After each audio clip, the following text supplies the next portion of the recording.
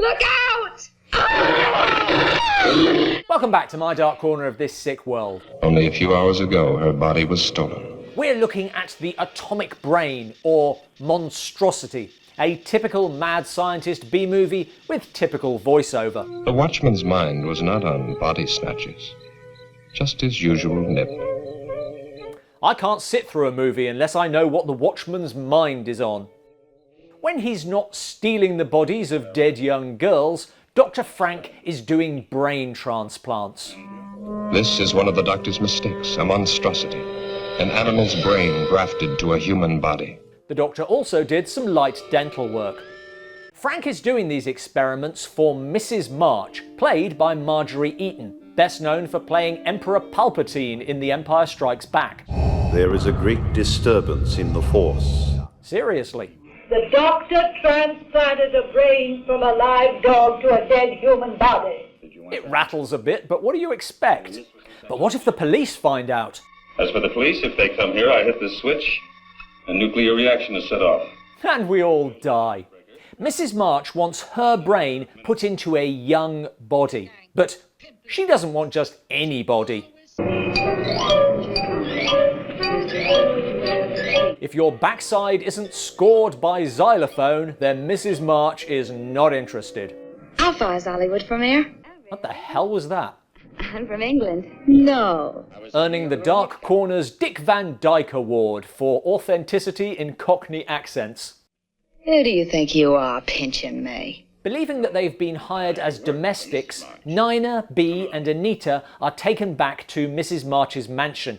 3 new bodies, fresh, live, young bodies. The narrator is a little out of hand. The girls are driven back by Victor, Mrs. March's companion, who is quite looking forward to her having the operation. Making love to an 80-year-old woman in the body of a 20-year-old girl is insanity. But what the hell, I'll give it a shot.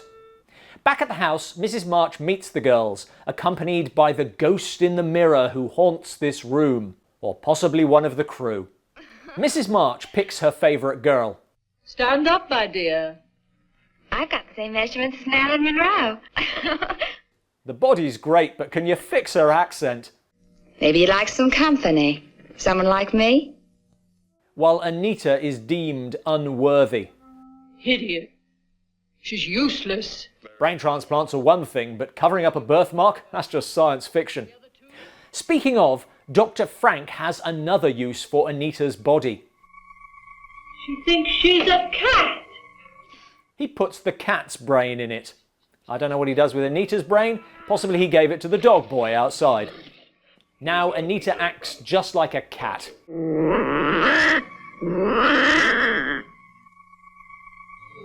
She ate it. Is she house trained? Bee and Nina decide to escape, but can they get past Mrs. March? Let's wait a while to make sure we won't run into her. Yeah, because if you bumped into her, how would you possibly get away? The woman's got the legs of a greyhound.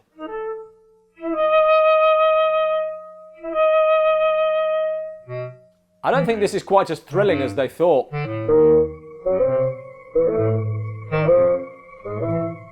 But now, Frank's harmless experiment backfires when Bee bumps into Anita.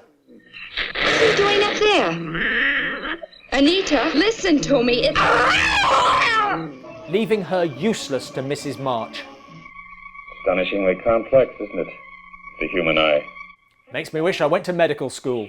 Fortunately, Nina is still available, and the narrator certainly approves. So firm, so nicely rounded in places men like. Seriously, mate, reel it in, you're coming across as creepy.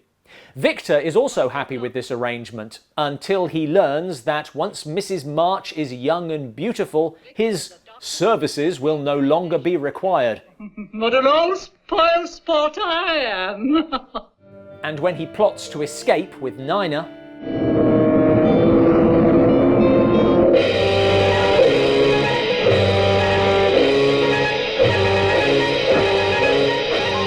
and so to the transplant. I've never known what it was like to be loved.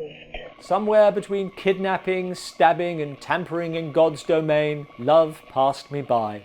But it'll all be different when I have youth, a pretty face and incredibly pointy boobs.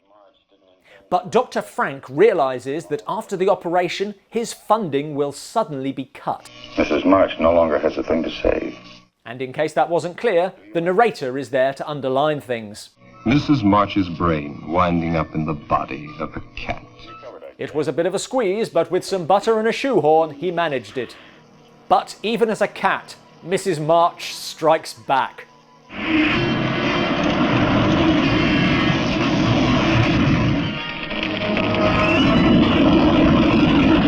For the record, I think this is what all cats would do if they had nuclear capability. And at the end, she pursues the escaping Nina.